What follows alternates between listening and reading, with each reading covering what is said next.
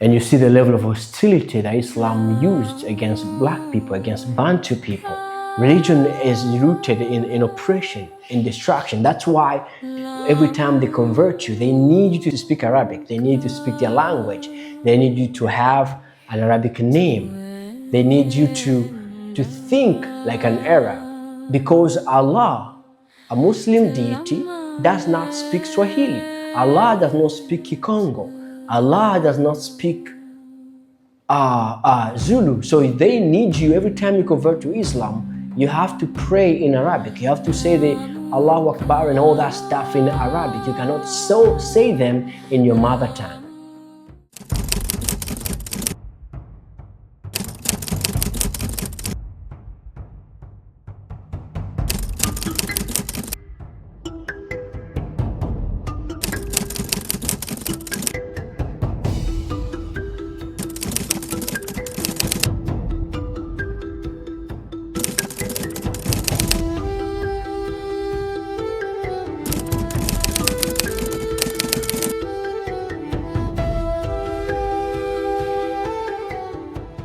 So as we continue our conversation about the Bantu calendar, we are going to continue to explore the calendars around the Bantu calendar, the calendars that have been forced upon the Bantu people for very many generations. And today we're going to touch on the Islamic calendar, one of the most used calendars around the world. So what do we know about the religion of Islam? First of all, anything called religion is man-made. And so Islam as a religion is a man-made religion. Now, there are people that believe that Islam as a religion was started by the Most High and Abraham and, Muhammad and the rest of the people that practice Islam. Supposedly even Isaiah, the Messiah, practiced Islam. But when you look at the history of Islam, like a real history of Islam, right? If we try to go back to the beginning, right, Islam was not there. Islam was not there during the time of Abraham. Islam was not there during the time of the Exodus. Islam is a newer religion, probably one of the most recent religion to have expanded around the world. The theory is that Islam comes from Abraham's son, right, which is Ishmael. This particular narrative, the reason why it does not hold a lot of weight is because Ishmael, right, was the son of Abraham. When you look at the ancestry of Abraham from Noah, Noah was a black man who was the first man of his time, right? And so Noah had 3 sons, and these 3 sons were Ham, Shem, and Japheth, which were all black. Because if you read Enoch 105, we are told that until the time of Noah, nobody was white. Until the time of the birth of Noah, everybody else was black. All the people of the world were black.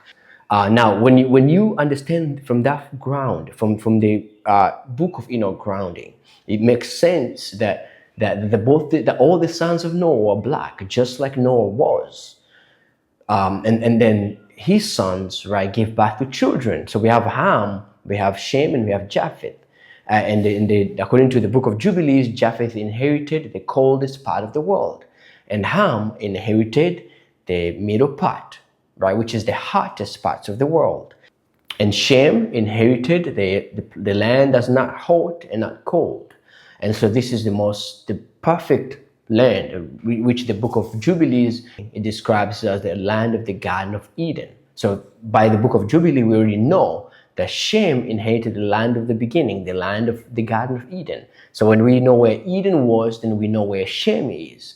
And when we know what history tells us where the first man evolved from, where the earliest human migration came from, then you understand where is the Garden of Eden. And there's no any other place except what we call today Sub-Saharan Africa. That is the land of Shem. That is the land of the beginning. That is the land that lacks nothing. That you can find copper, gold, diamond, zinc, uranium, cobalt, any mineral resources, petrol, clean water, fertile land. You can find all the animal migrations of the world are stuck in this very particular land. So there's no question about where the land of Shem is. We know that this is the land of Shem, and the people in this land are the people of Shem. Now, that's a conversation of another time, and I'm not going to dive into that today. Now, the Zondervan Bible Dictionary literally tells us that Ham is a progenitor of the dark races. We're given a distinction between Shem and Ham. The modern scholars will argue that the dark races simply means modern Middle Easterners, not Negroes, right? Negroid people like African Americans, like the Sub-Saharan Africans. They've created a whole science called Egyptology just so they can whitewash the story of this land of Ham and claim it to themselves. But then on one hand, they claim the inheritance of Ham by claiming that Egypt belonged to the Arabs, by claiming that the Middle East, all of those lands, there was no black people there. But these are the lands of Ham. And then on the other hand, they will claim that black people are Hamite, that black people are Canaanite, that black people are cursed because they are suffering from the curse of Ham. So their narrative do not hold any weight because they say one thing and the other. First of all, they claim that they are the descendant of the indigenous of the land of Ham, which is Egypt, Mizraim, Cush, Canaan, and all the land around the land that belonged to the sons of Ham. And then on the other hand, they will claim that the reason why they oppressed black people was because black people were cursed people, were suffering from the curses of Ham. Although there's no such a thing as a curse of Ham. In the Bible, there's no curse against Ham. There's only a curse against Canaan, one of the sons of Ham. So the rest of the sons of Ham are not cursed. Nowhere it's mentioned. This is all pure European propaganda to justify slavery, but then later on turn around and claim the inheritance of Ham for themselves. So now back to the topic that we're talking about today. When we look at the descent of Shem through Abraham all the way through his seeds, Ishmael, Isaac, Jacob, these are all Negroid black people, unmixed black people. Now, the Bible tells us that Ishmael's mother was an Egyptian, which means what? Which means Ishmael too was black. Then you realize that Ishmael was more black than any other Hamite. If Ham means dark race is not black, and Ishmael's father was from the black side, and his mother's side was the dark races, then that means Ishmael too was black. So in that saying, that means the ancient or the regional inhabitant of the land that the Arabians are living today was a land inhabited by black people. That also means, right, that if the language of Islam predate modern times, right, then clearly this religion would also belong to these dark races people, these black people that were inhabiting those regions. But today I'm not trying to claim Islam as being a black religion. We know everything belonged to black people before it was adopted by the invading nations, and they claimed it and they rebranded it to satisfy their agendas. But now when you look at Islam, they claim that Islam was, Muhammad was the first man to revive Islam, right? And they claim that Muhammad received a revelation from a certain deity called Allah to convert the world. Now, when you hear conversion, when you hear the word conversion, that's the first big problem right there. Any religion, any nation, any tribe that believes that they have to go around the world and convert people into their religion is not of the Most High. It's a superiority, barbaric, and an evil agenda to conquer people. And they brand it in the concept of conversion. Because if you really believe that your deity is more important, and that this deity is the real God of the world, then why the need for you to go around the world and force people into the religion? Why not wait for this deity to speak to these people himself or itself, so that these people can themselves receive it without you needing you, unless your deity doesn't have legs and it needs you to to convert people by force, by the sword, by the gun, so that people can be subjected to your deity, but also to you. And that is why Islam and Christianity were significantly used to actually go around the world and pretend spreading the gospel, pretend spreading the message of Muhammad, but using these religions to oppress people, to enslave people, to colonize nations, to convert people and force people to reject their names, reject their tribes, reject their identities, so they can become, right? Reject who they are, which is what the Most High made them, which was the Creator made them, and be something else. So the concept of conversion is not biblical, it's not divine, it's not of the Most High. If you believe that you are worshiping the real God, then keep it to yourself. And let your actions be the only thing that people can see, right? And believe that you are the follower of righteousness. Otherwise, if you need to go around the world to convert people, to force people into converting, into believing what you believe, then you know that you're miserable. You just don't want to die alone. You don't want to you don't want to die alone, so you want to recruit other people. It's a very miserable act to even do that to another nation, to another person, to another people. Now, Islam, just like Christianity and Judaism, may have had their origins in Africa, and the original Ishmaelites, descent of Ishmael, may have been black, and they are black to this day. Islam, on the other hand, is a religion of oppression. And this is history to prove this. From the 7th century to today, everybody always stop to the 14th century, but to today, Islam still, or the Arabs, practitioners of Islam, still think they're superior to black people, that they have to enslave them. When you go to Libya currently, when you go to the Middle East, you find black people are still put in cages because Arabs believe that they are much better. And this is why I have a problem with conversion. Arabs, because they went around the world and imposed their religion on the nations of the world, it made them think. This gave them the superiority complex, to think that they are better than the people that they brought religion to. It made them think that they are more human than the very people that they brought religion to. Now there's more black Muslims than there are Arabs. But then the Arabs, who are the minority, still think that they are better than the black majority because of the concept of conversion.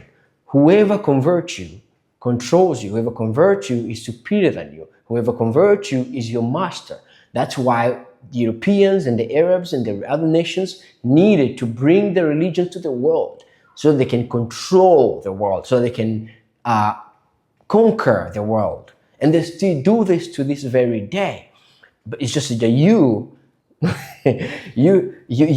have a problem of remembering history, of remembering the patterns of history, and how we came to become Christians, and how we came to become Muslims, and how some of us even are becoming Jews and Jewish people. So when you understand the origins of these religions, then it becomes clear, right? Then your eyes are open.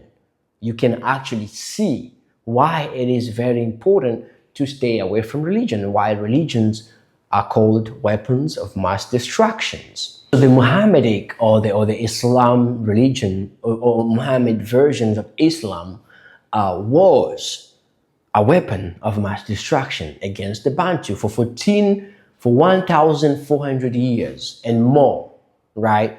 The Arabs used Islam to enslave Bantu people from the eastern to southern Africa, and brought them by foot to the Middle East, the supposed land, the Holy Land, and exploited them for thousands of years. And they did this, right, in a most inhumane ways, right, to the fact that they would castrate the male enslaved people so that they would not procreate themselves and replace this, what they call superior race, which really, if you're scared of being replaced as a race, that means you are not really superior, because a superior race doesn't need to be replaced.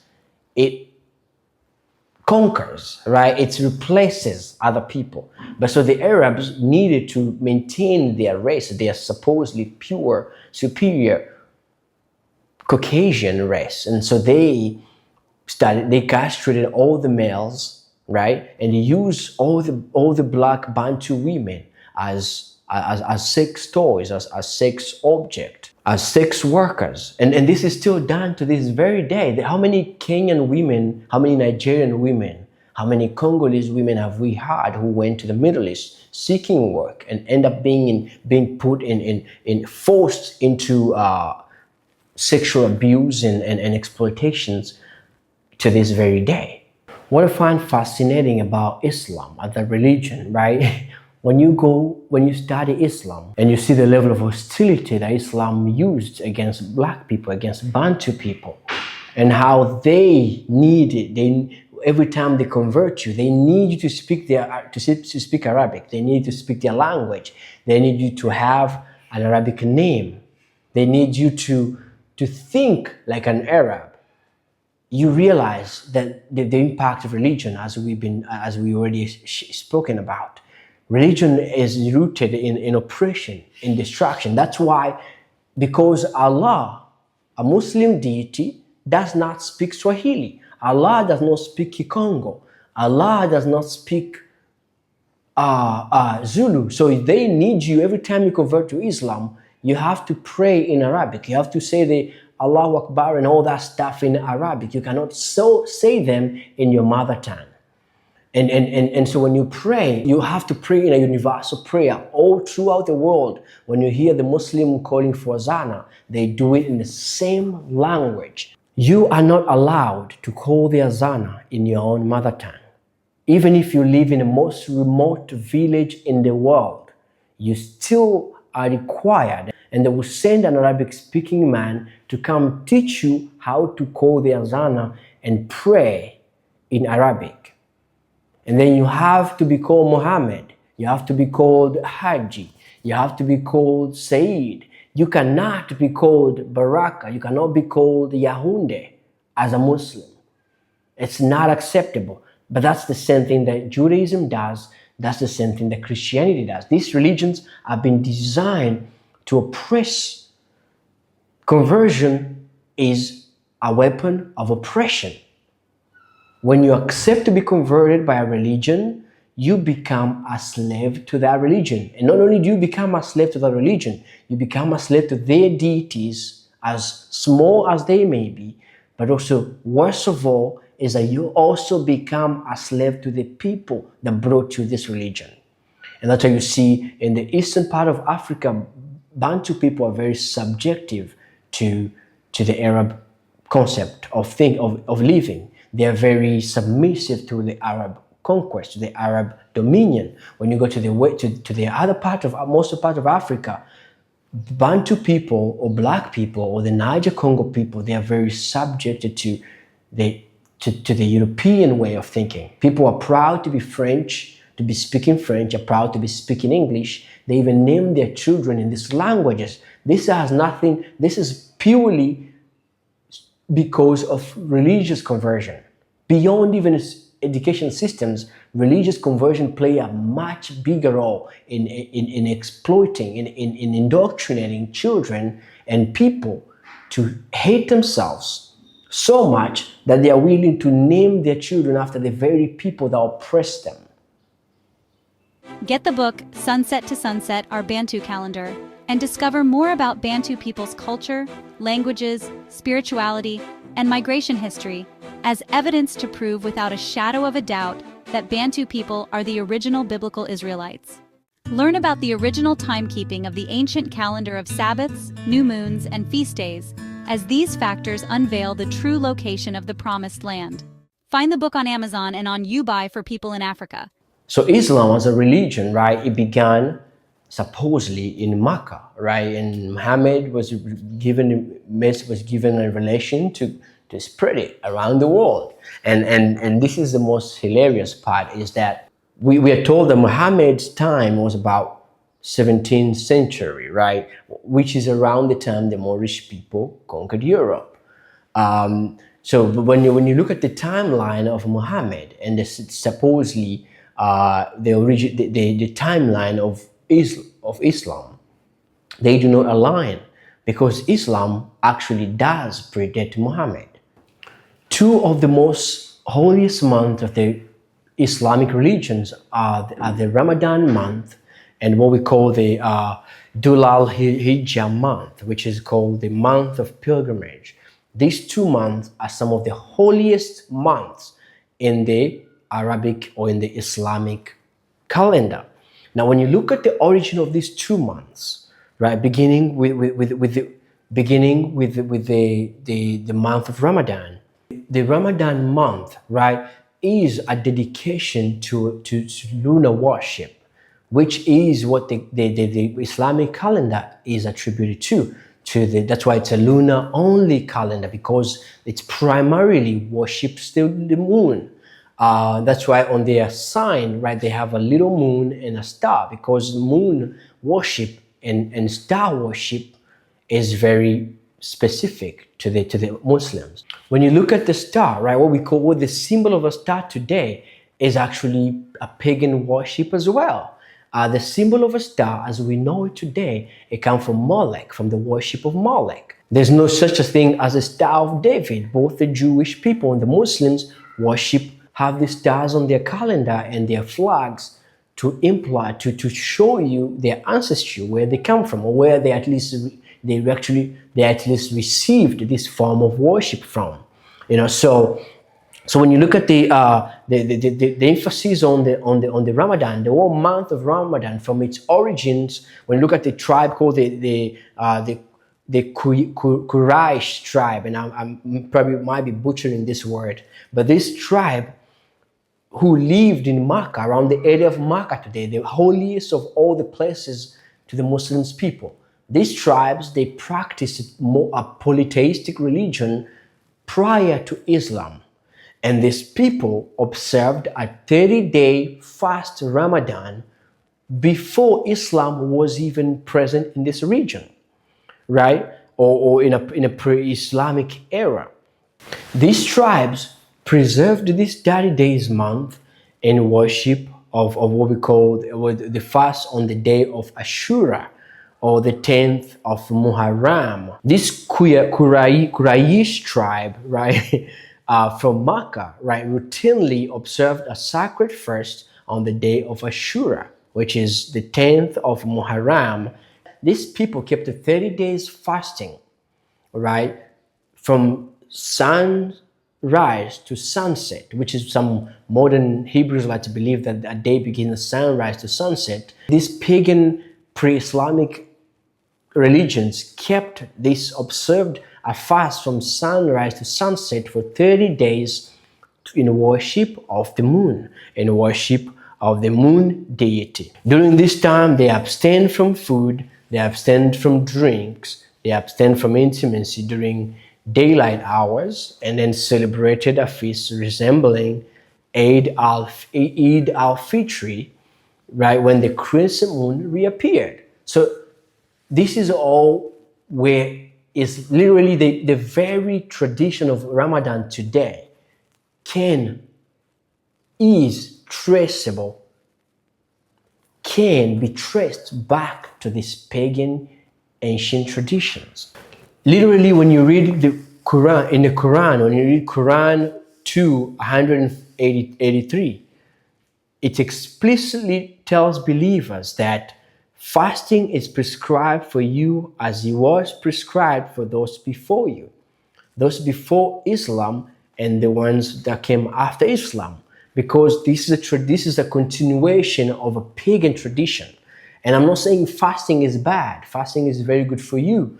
But what I'm saying is people, all through history, people have fasted, whether they followed the Messiah or not. Even pagan people first, even atheists first. Fasting is good for your body. But then there's nations and tribes that have been fasting as a form of sacrifice, as a form of offering, as a form of worship to their pagan gods. And so this particular pre-Islamic era tribes worshipped their deity and fasted as a sacrifice, as a form of worship to these deities. And they did this during the time of Ramadan. They did for 30 days and followed every structure and commandment and laws that applies to the modern Islamic Ramadan today. And so, is this a coincidence?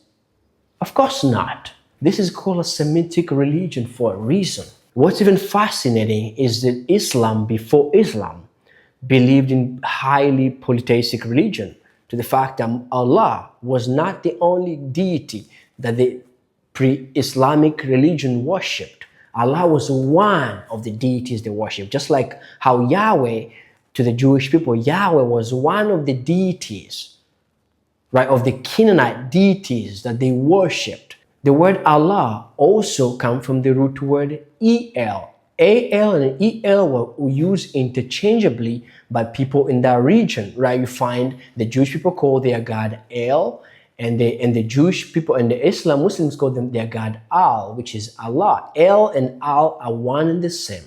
Sometimes they call him Allah, sometimes they call him Allah.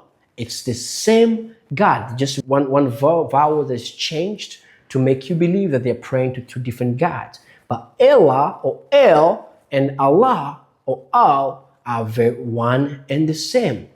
And this is all pagan moon worship, pagan traditional worship that predates even the Islamic religion today, that is still used today and still preserved in the Islamic religion. So today in modern Islam, Allah is the one true God, right? But in a time before Islam, Allah was not the only true God. There was many other deities that were worshipped side by side with Allah.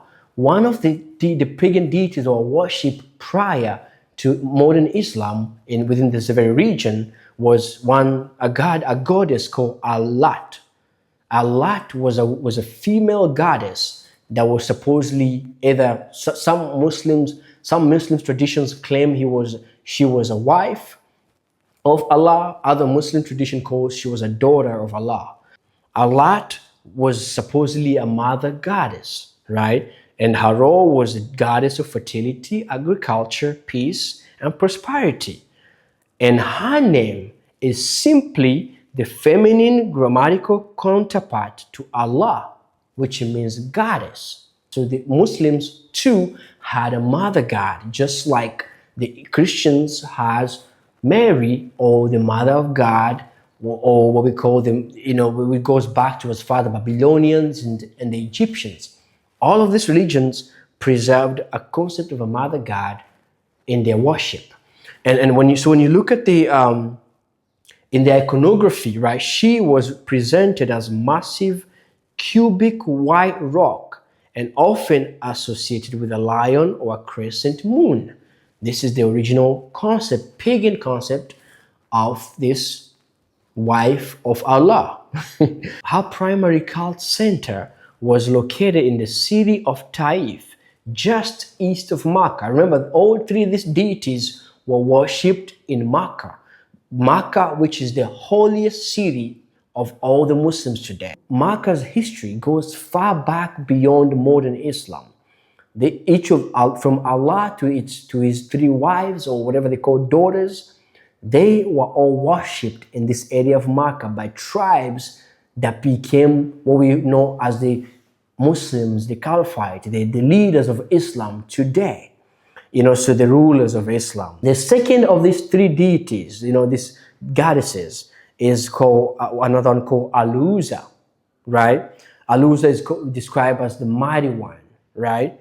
Her role was the goddess of power, supreme strength, right? Even more strength than Allah, and warfare. So she likes to fight. She likes to see people. She likes to see bloodshed and to see people die. She was highly feared and invoked by soldiers before battle. Who would have thought that the Muslims were actually bowing down to a female deity warrior?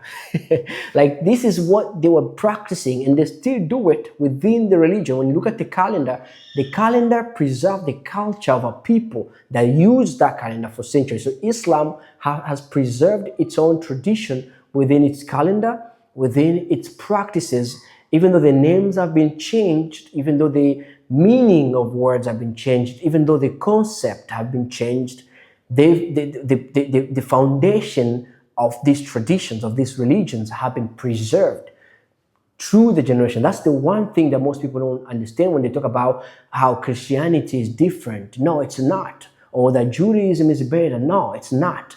Look at where they come from.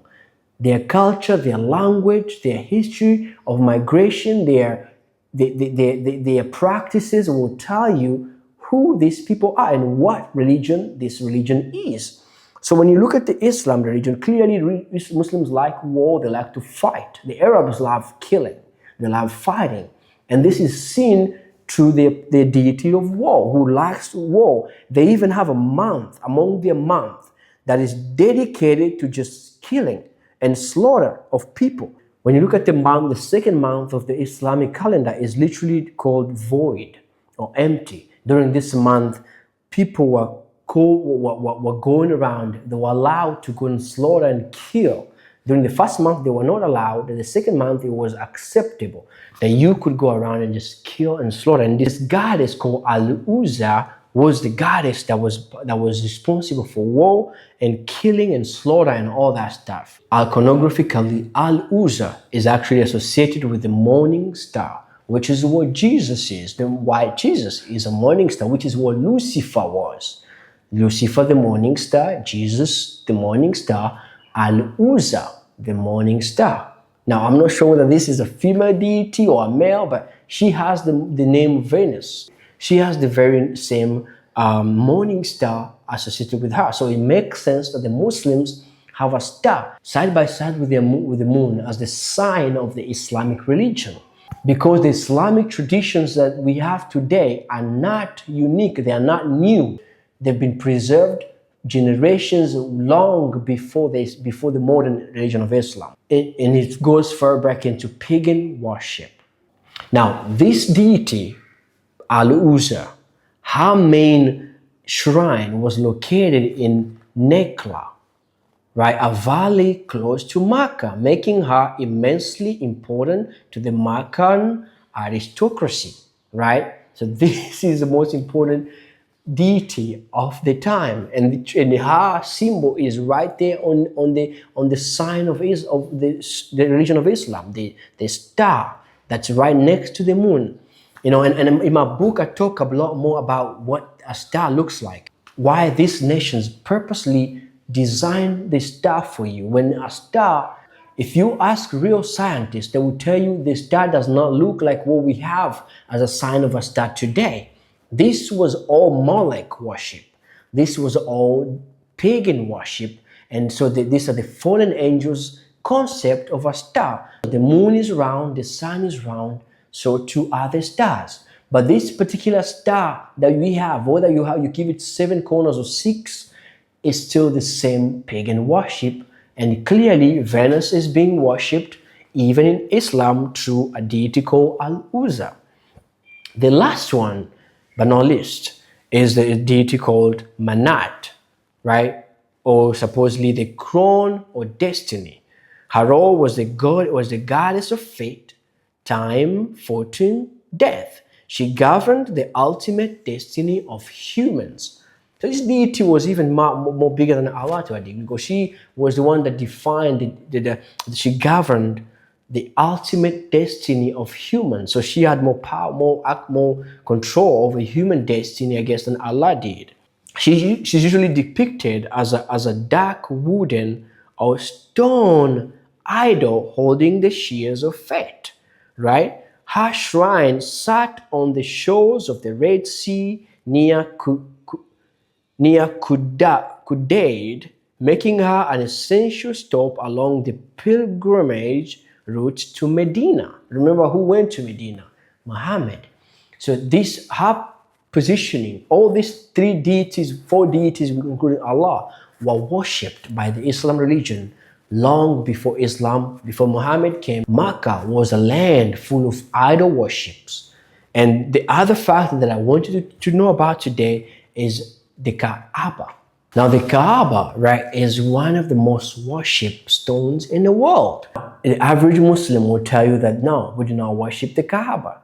But then you ask them, why do you need to spend all that money to go to Mecca, they see a pagan city by origin, to go around this big stone and circle around it for days and kiss it and speak to it and say you're not worshiping it? It's like when the Jewish people go around the Wailing Wall and cry and pray and kiss and then claim that they're not worshiping the Wailing Wall. Or when the Christians go around the statue of Jesus and Mary and kiss it and bow down to it and speak all kind of words to it, but they claim that they are not worshiping these statues.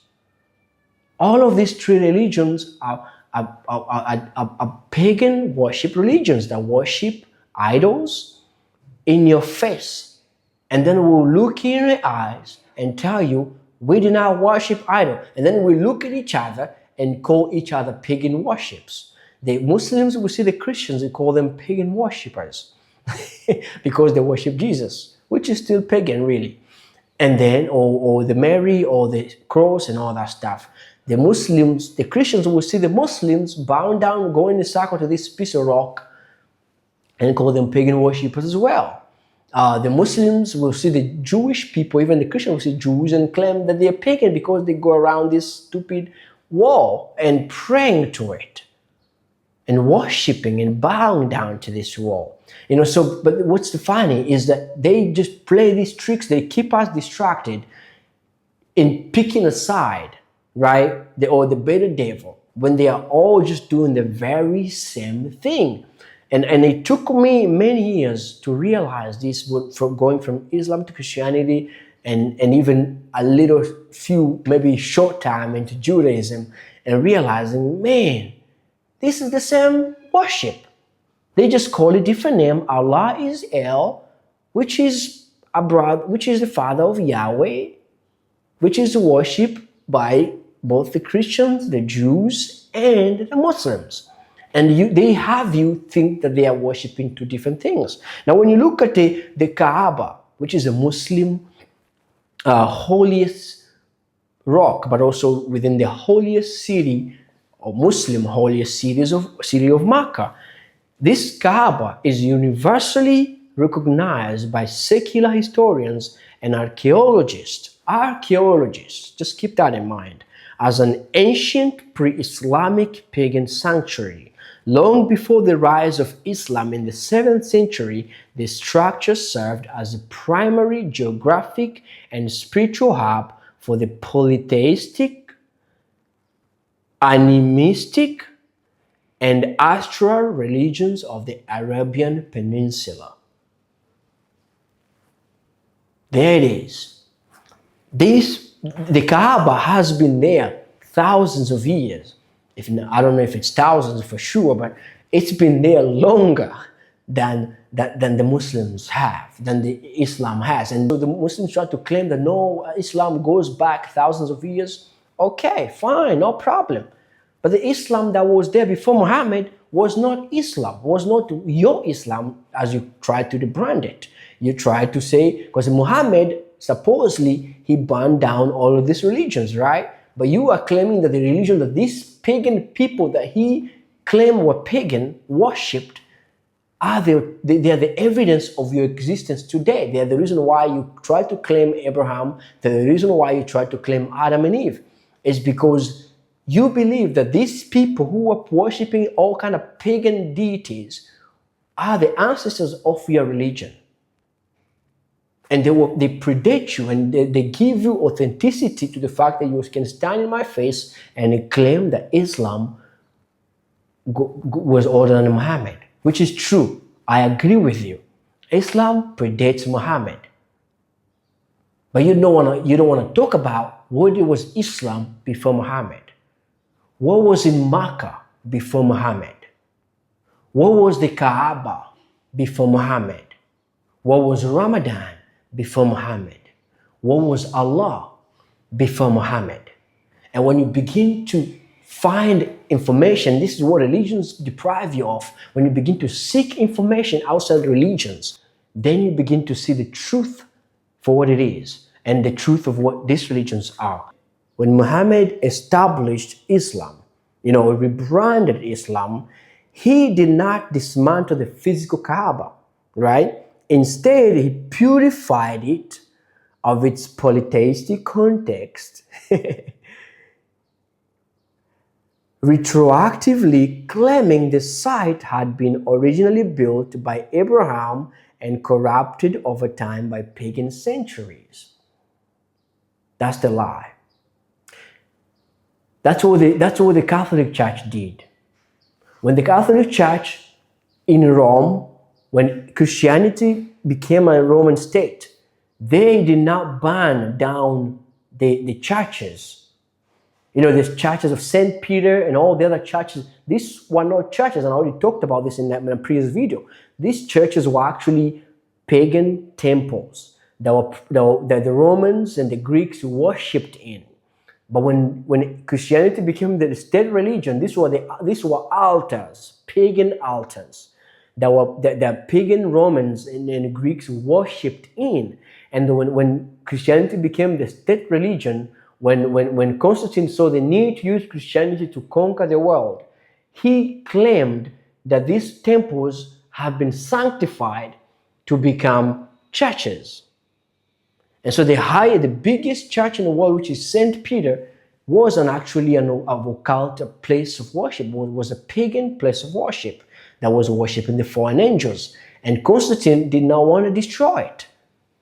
If you understand the spiritual impact of authority when it comes to territory, when it comes to altars, you cannot pray a different deity in another deity's altar. You have to destroy the whole place, demolish it down. When you look at the Israelites, when they went into the land of Canaan, they destroyed every altar that was present.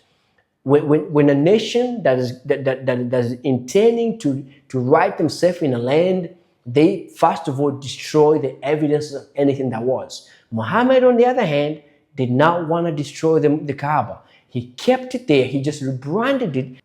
Some Muslims believe that it was built by Abraham. Other Muslims actually believed that Eve fell from heaven to earth for them as a God giving them a representation on earth.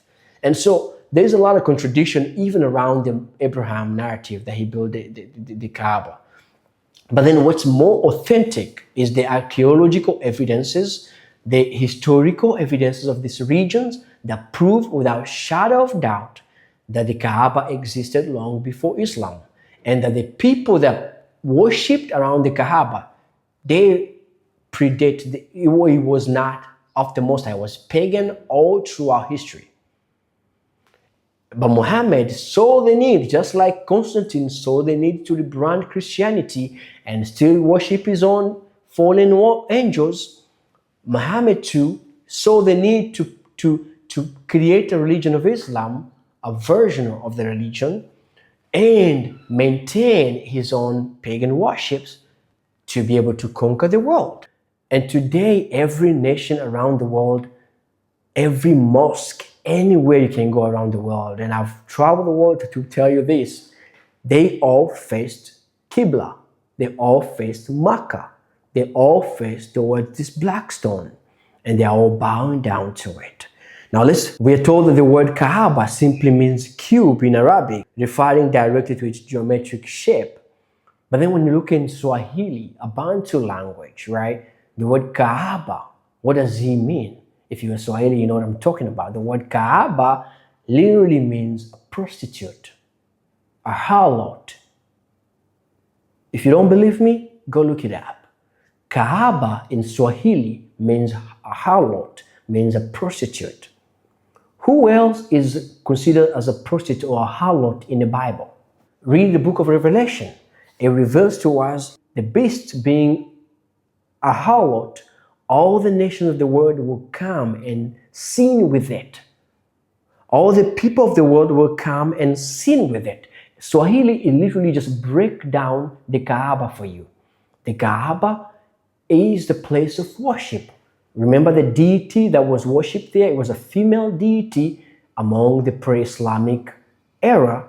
And this deity is what people still go and sin with. That's why people go, both men and women, they kiss the Kaaba, they bow down to the Kaaba, they spend some romantic time with the Kaaba, and they spend all kind of money, sacrifices and what's not to the Kaaba. Because it is an actual Kaaba in Swahili form. So when people try to tell me that the Swahili came from Arabic, no. Swahili is a Bantu language, and every Bantu language provides a deeper insight of these religions, of the Bible, of the world in more ways than any other language can. Now, epigraphic and historical records reveal that the Mecca Kaaba was not unique. All right, so the Kaaba was not a unique thing. The Kaaba in Mecca was not unique. Pre-Islamic Arabia featured several regional Kaabas, or called cubic shrines, right? Examples include the red stone Kaaba of Gaiman and the white stone Kaaba of Al-Abalat. And the Kaaba, remember, in Swahili means what? It means prostitute. Now, this is what it says. Well, Semitic pagan tribes, remember the word Semitic? Mixed. Pagan tribes practice litholatry. What is litholatry?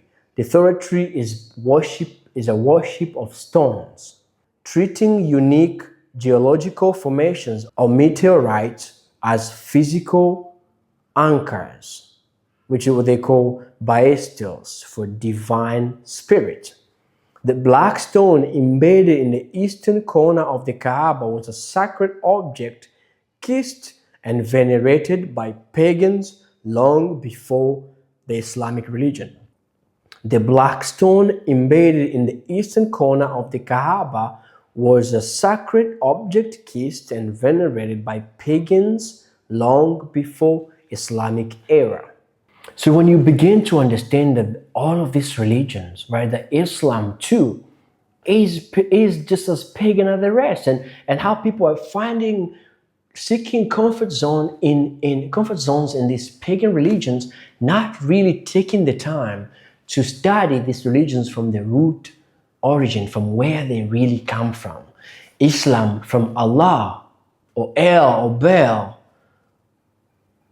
pagan in nature, or his wives, who were pagan goddesses of the Middle Eastern time, or the Kaaba from its root word Kaaba from Swahili, which literally means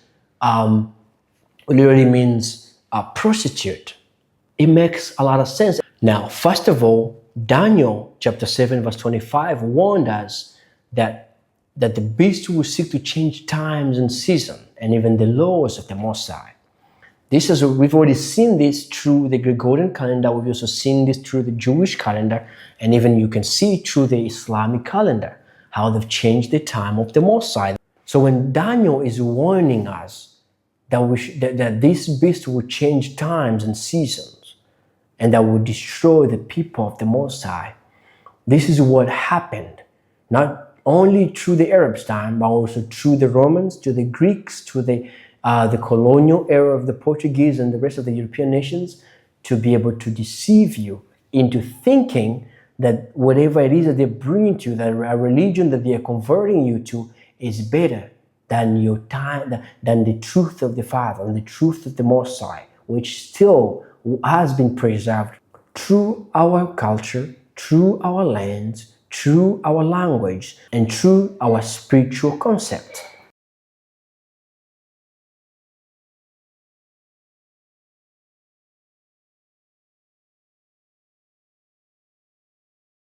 I'm sharing this not because I know everything. I'm sharing this not because I'm trying to boost myself. I'm sharing this because it's burning in my heart. And I want to share this knowledge with you. I'm not trying to convert you into my religion. I don't have a religion. I'm not converting you.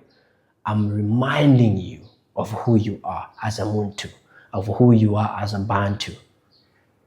And I'm asking you to revisit, to question everything you believe. Whether you are Muslim or you're Christian or you're Jewish, as a Bantu person, it's time for you to think about what is it that you're worshiping. It's time for you to ask questions.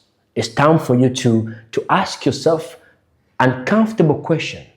Seek the truth, the real truth, not their truth, not his story, the real story, the real history, your history. And once you get there, you with the Most High, once you get there, the Most High will help you redirect your path back to his truth, back to his covenant. So don't make it about me. I'm just a messenger. But if you want more information beyond this particular video, you can find my book on Amazon entitled Sunset to Sunset, our Bantu calendar, or you can share your comment down below and we can get into a conversation. Salama. Get the book Sunset to Sunset, Our Bantu Calendar, and discover more about Bantu people's culture, languages, spirituality, and migration history as evidence to prove without a shadow of a doubt that Bantu people are the original biblical Israelites. Learn about the original timekeeping of the ancient calendar of Sabbaths, new moons, and feast days, as these factors unveil the true location of the Promised Land. Find the book on Amazon and on YouBuy for people in Africa.